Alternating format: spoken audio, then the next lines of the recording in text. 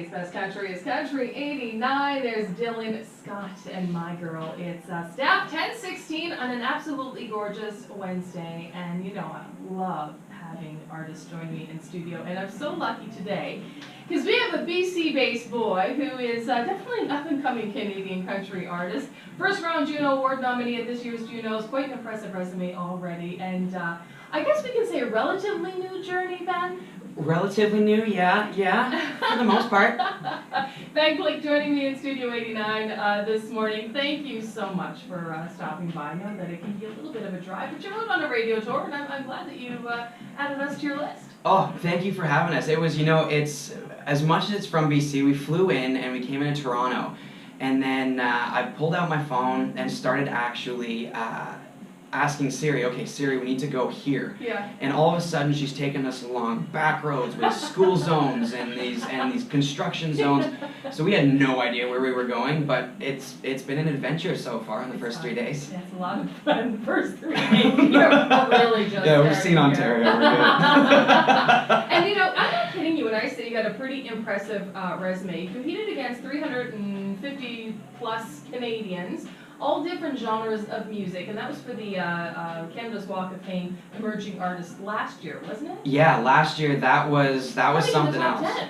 It was within, yeah, they boiled everybody down to like the top 7, and then there was the 3 top guys, yeah. And they decided that they were going to bring the other 4 artists out as well, okay. To be a part of this entire festival, Yeah. and to share their music basically and become part of the experience. So to be out in Toronto playing music and things like that, it was a really cool experience. I have to ask too, because you know we were just talking about this off the air, that country music, the community of country music is just amazing. And whether you're a new artist or you're a veteran artist, it seems that everybody just wants to help each other out. Yes. And you had the opportunity to work with, or an open for, Miss Carrie Underwood. Last year, yeah, that was amazing. It was at Sunfest on Vancouver Island, and basically what happened was it was us on the secondary stage, then it turned to Chase Bryant, went back to us, and the minute that our lights went down, the main stage lights went up and Carrie Underwood walks onto the stage, and it was incredible. And this year it just so happens that they've invited us back to do something very similar, to open for another fellow Canadian, Tim Hicks. Oh, our and favorite. Then favorites. For Tim Hicks, then it's us, and then we're going right into Toby Keith. Well, you know, I have to ask you because, well, I say Tim is our favorite because he's a Niagara boy. He's got to be our favorite, you know, but now Toby, you'll have to ask Toby if he plans on letting you do some wacky tobacco when you're over there. That's his new favorite song. You know, it's so funny because he is a party animal. And I actually just saw a picture of Toby Keith, and I was kind of surprised. You know, I always think that people don't age. When I saw him, I thought, oh my goodness, he's definitely looking older, but you know what? It still seems like he's got the party gene in him, so that looks like it's going to be a fun time. When you get to open for those artists, though, do you have a chance to sit down with them, or just to kind of, is it one of those, like, everything is so crazy that you don't even have the opportunity to do that? You know, it totally depends on the situation, Steph, because it's, some of these things, you're there beforehand. I actually got a chance back in March to open for Tanya Tucker. Okay. And so that was at a local little theater back home in Kelowna, British Columbia. Yeah. And before the actual show happened, I did my sound check, I did all that kind of stuff, I played the little opening set, and then Tanya Tucker did her thing with her band, and afterwards, as I'm cleaning up all of my gear and loading my truck, yeah. She comes walking by and she says to me, "That was a great job, thank you very much for coming out and supporting the tour on this leg, and I'm looking forward to seeing kind of what comes up for you over the next couple of years." So, coming from a country music icon, absolutely, like Tanya Tucker, yeah. it was incredible. That is quite the feather in your hat, my friend. Now, you know, in an environment like a festival, it can be really tough to sort of connect with some of those, you know, bigger celebrities, if you want to call it that. But when you have a chance to perform at like Canadian Music Week, and the vibe down there, you performed there just past, was it May? April, wasn't it? Yeah. So you had a chance to be down in Toronto performing at Canadian Music Week. Correct. Our first opportunity First opportunity. It's my first time doing the Canadian Music Week thing, and Tell me, what did you think? Because it's quite the vibe, isn't it? Oh, it's incredible. I mean, the fact that they bring in everybody internationally, all over the world. Yeah. And whether it's artists, whether it's different promoters and festival buyers, it didn't matter. Yeah. It was from all over the world, and just to be able to connect with those other people that were in the same room as you, watching the exact same things, the same bands, and then in the showcases that happened at night, there was everything from your country guys, their country themed venues, to your hip hop and pop and the whole works.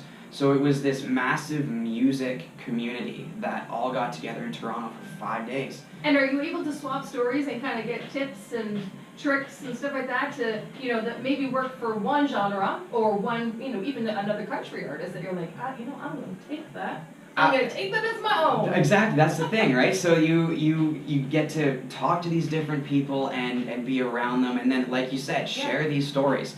And when you're sharing these stories, then you pick up those little things that they've been doing over their careers and everything like that. And I was able to actually take some stuff that even the pop market, the hip hop market, that they're doing, and apply it over to the country market. And it's just a matter of it's this big community in the grand sense. And Canadians are all very nice. Yes. And so it was easy enough that way. I had that little connection with them, and I was one of the only guys for Canadian Music Week with a white cowboy hat on. Oh. Okay. So I stood out a little bit in amongst the crowd of people, but no, it was fantastic.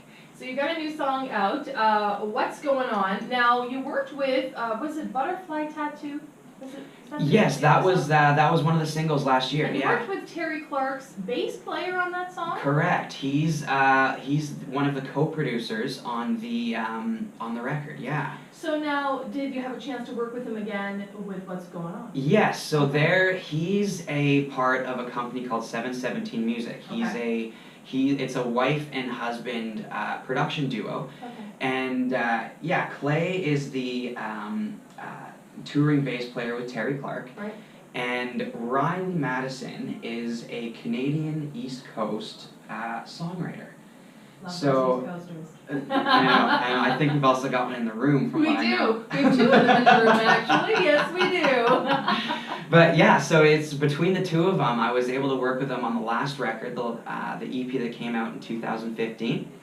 And I worked with them again just a number of weeks ago now on the new single, What's Going On. Fantastic. So tell me, what's the inspiration for What's Going On? It was a extremely cold November night sitting in my bedroom, and I'm a melody guy. Okay. So I had this melody in my head, and I was looking out the window at this black, starry sky. There's a little bit of snow on the ground, and I'm looking at this, and I'm thinking, man, I can't wait for the summer season, because at this point, I've been told about the Sunfest thing with Toby Keith. Sure. I've been told about the Merritt Rock and River Music Festival, which we're playing, Calgary Stampede. I've been told all this stuff.